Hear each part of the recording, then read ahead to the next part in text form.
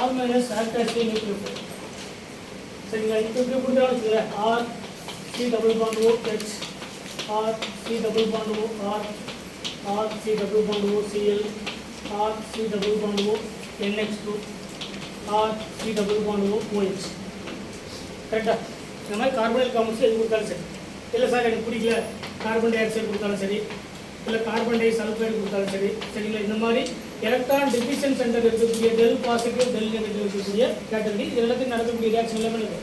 கம்ப்ளீட்டாக nucleophilic addition reaction. இது பேர் என்னது? Nucleophilic addition reaction. மெக்கானிசம் பாருங்க, கவனிங்க அப்போ எழுதிக்கலாம். இதில் மெக்கானிசம் பாருங்கள், யார் நெகட்டிவ்?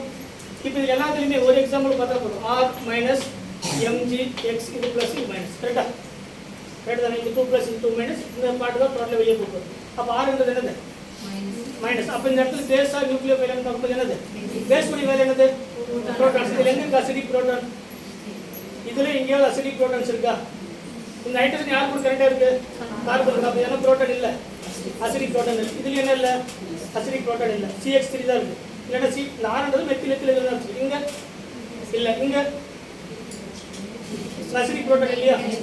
இருக்கா இல்லையா? அப்போ இந்த ரியாக்ஷன் கொடுத்தாங்கன்னா R MgX கொடுத்தாங்கன்னா இப்போ தான் ரியாக்ஷன் நடக்கும். இந்த புரோட்டான் செல்ஸ் அப்போ RH NH2 மைனஸ் மாறும், இந்த டபுள் பாண்ட் மாறும், திருப்பி O மைனஸ் மாறும், ரெசனன்ஸில் பார்ட்டிசிபேட் பண்ணிக்கிறது. அப்போ இதில் ஆசிட் பேஸ் ரியாக்ஷன் நடக்கலாம், ப்ளஸ் நியூக்ளியோஃபிலிக் அடிஷன் ரியாக்ஷன் நடக்கும். இது டெல் பாசிட்டிவ், இது என்னது? Del negative. சொல்கிற இதில் என்ன நடக்கலாம்? மோர் அசிடிக் புரோட்டான்ஸ் இருக்குது. அப்போ என்ன நடக்கலாம்? பேஸும் நடக்கலாம், ஆசிட் பேஸ் ரியாக்ஷன் நடக்கலாம், ப்ளஸ் நியூக்ளியோஃபிலிக் அடிஷன் ரியாக்ஷன் நடக்கும். சொல்லுங்க, நியூக்ளியோஃபிலிக் அடிஷன் ரியாக்ஷன் எப்படி நடக்கும்? இப்போ ஒரு கேட்டகரியில் பாருங்க, இங்கே அட்டாக் பண்ணி இது டெல் பாசிட்டிவ், இது வந்து டெல் நெகட்டிவ். கரெக்டாக? ஃபர்ஸ்ட் ஸ்டெப்பில் R O மைனஸ் ஆல்ரெடி ஒரு ஹைட்ரஜன் புதுசாக வந்து ஒரு R. இது கிட்னார் எது நம்ம புரியுறதுக்காக R டேஷ் இல்லை, இது R டேஷ் இருக்கு, இது R டேஷ் இருக்கு. கரெக்டாக? இப்போ அடுத்த ஸ்டெப் வந்து என்னது? இப்போ இந்த மைனஸ் கூட இந்த இடத்துல போய் நிற்கும், MgXன்னு இருக்கும். கரெக்டாக? அடுத்த ஸ்டெப் MgXல வெளியே போகிறது நம்ம எழுதவே தேவையில்லை. எழுதுனா என்ன அர்த்தம்? அது வெளியே போக முடியாது அர்த்தம். கரெக்டாக? அடுத்த ஸ்டெப் என்னது? கார்பனல் காம்பவுண்டில் 3 டைப் தான் இருக்குது. ஒன்று with leaving group, without leaving group, acidic proton present இருக்கக்கூடிய கார்பனைல் காம்பவுண்ட்ஸ். இந்த ரெண்டும் அசிடிக் புரோட்டான்ஸ் பிரசன்ட் இருக்கக்கூடிய கார்பனைல் காம்பவுண்ட்ஸ். இது லீவிங் குரூப். இந்த இடத்துல Cl எழுதலாம், டொசைலேட் எழுதலாம், ப்ரொசைலேட் எழுதலாம், Br எழுதலாம், அதே மாதிரி OCO அன்ஹைட்ரேட் எழுதலாம். இதெல்லாம் என்னது? லீவிங் குரூப் இருக்கக்கூடிய கார்பனைல் காம்பவுண்ட்ஸ். லீவிங் குரூப் இருந்தால் இமிடியேட்டாக அந்த O மைனஸ் என்ன பண்ணும்? திரும்ப டபுள் பாண்ட் கேரக்டராக மாறும். லீவிங் குரூப் இல்லை அப்படின்னா புரோட்டான் அப்ஸ்ட்ராக்ஷன் நடக்கும். இந்த ரீஜன்ஸ் கீழே பார்த்தீங்கன்னா வாட்டர் கொடுக்கல. என்ன மீனிங் அப்படின்னா இந்த நெகட்டிவ் சார்ஜுக்கு திரும்ப டபுள் பாண்டட் கேரக்டர் மாறக்கூடிய கெப்பாசிட்டி இல்லை. ஏன்னா டபுள் பாண்டடாக மாறணும்னு அங்கே யார் இருக்கணும்? யாராவது ஒருத்தர் லீவிங் குரூப் போது இருக்கணும். சொல்லுங்க என்ன இல்லைப்பா? லீவிங் குரூப் இல்லை. அடுத்த ஸ்டெப் கண்டிப்பாக என்னதான்? ஏதாவது ஒரு அசிடிக் மீடியத்திலிருந்து ஒரு புரோட்டான்ஸ் எடுக்கிறது தான் அடுத்த ஸ்டெப். அப்போ R OH இங்கே ஒரு ஹைட்ரஜன், இங்கே ஒரு R, இங்கே ஒரு ஹைட்ரஜன். இது ஒரு ஆல்கஹால், என்ன ஆல்கஹால்? Secondary alcohol. என்ன ஆல்கஹால் கிடைக்கும்? அப்போ இதுக்கு அதே சேம் தான் கிடைக்கும். இது ஒரு டெஸ்டட் ஆல்கஹால் கிடைக்கும். கரெக்டாக?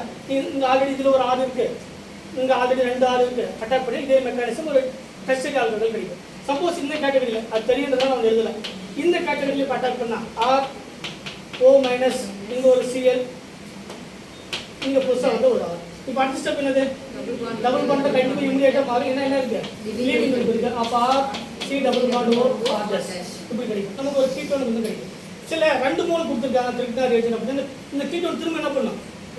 இப்போ 1 மோல் கிட்னா ரீஜன் கொடுத்தாங்கன்னா இது வரைக்கும் நமக்கு ப்ராடக்டாக கிடைக்கும். சப்போஸ் 2 மோல் கொடுத்தாங்கன்னா திரும்ப இந்த R MgX இன்வால்வ் ஆகி நமக்கு ஒரு டெஸ்டட் ஆல்கஹால் கிடைக்கும். கிடைக்குமா கிடைக்காதா? அதே சேம் தான். இப்போ இந்த இடத்துல இது கூட இருக்கலாம். சரிங்களா? இதே கேட்டகரியில் R C double bond O O C double bond O R ஒரு அன்ஹைட்ரேட் கொடுத்துருக்காங்க.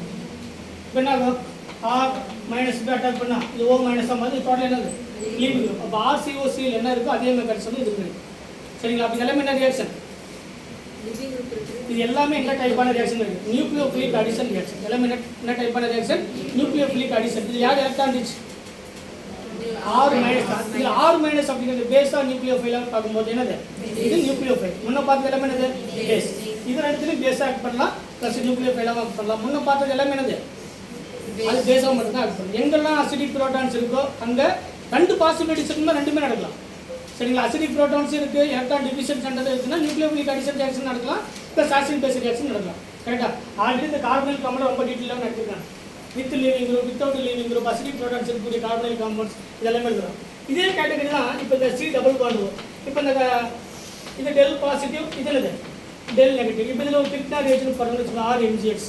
இதில் இப்படி ஆர் மைனஸ் என்ன பண்ணணும், கார்பன் அட்டாக் பண்ணி ஓ மைனஸாக மாறும். அப்போ சி டபுள் பாண்ட் ஒரு பக்கம் சி டபுள் பாண்ட் ஓ, இன்னொரு பக்கம் ஓ மைனஸ் வந்த ஆர். இப்போ அடுத்த ஸ்டெப் என்னது, இது புரோட்டான் அப்ஸ்ட்ராக்ட் பண்ணால் R C double bond O OH carboxylic acid கிடைக்கும். சப்போஸ் 2 மோல் போட்டானா, சப்போஸ் இந்த கேட்டகரியில் 2 மோல் கொடுக்குறாங்க, கார்பன் டை ஆக்சைடில் 2 மோல்ஸ் இந்த பிரசன்ஸ் ஆஃப் 2 மோல் ஆஃப் பிக்டார் ரேஜன் கொடுக்குறாங்க, என்ன பண்ணலாம்? இப்போ கார்பாக்சிலிக் ஆசிட் அந்த மோர் அசிடிக் புரோட்டான் இருக்கா இல்லையா, இருக்கா? அந்த புரோட்டான் எடுக்கலாமா எடுக்கக்கூடாதா? அந்த ப்ராடக்ட்ஸ் எடுக்குமா எடுக்காதா? எடுக்கும். பட் நடக்குமா நடக்காதா? நடக்கும், கண்டிப்பாக நடக்கும். ஏன்னா இந்த ப்ராடக்ட் என்ன ப்ராடக்ட் மோர் அசிடிக் ப்ராடக்ட். அப்போ ஃபர்ஸ்ட் ஸ்டெப் என்னது, நியூக்ளியோஃபிலிக் அடிஷன் ரியாக்ஷன். ரெண்டாவது ஸ்டெப் ஆசிட் பேஸ் ரியாக்ஷன். ரெண்டாவது ஸ்டெப் என்னது, ஆசிட் பேஸ் ரியாக்ஷன். சொல்றது புரியுதுங்களா? ஏன்னா திரும்ப என்ன பண்ண முடியாது, இந்த இடத்துல போய் திரும்ப அட்டாக் பண்ண முடியாது. ஏன் இப்படி அட்டாக் பண்ணால் திரும்ப இது என்ன ஓ மைனஸாக மாறும், திரும்ப OHஆக மாறும். ஒரே கார்பன் 2 OH இருந்தால் ஐடியல் ஸ்டேபிள், திரும்ப வாட்டராக வெளியே போயிட்டு திரும்ப ஒரு ஆல்டிகேட் தான் இருக்கும்.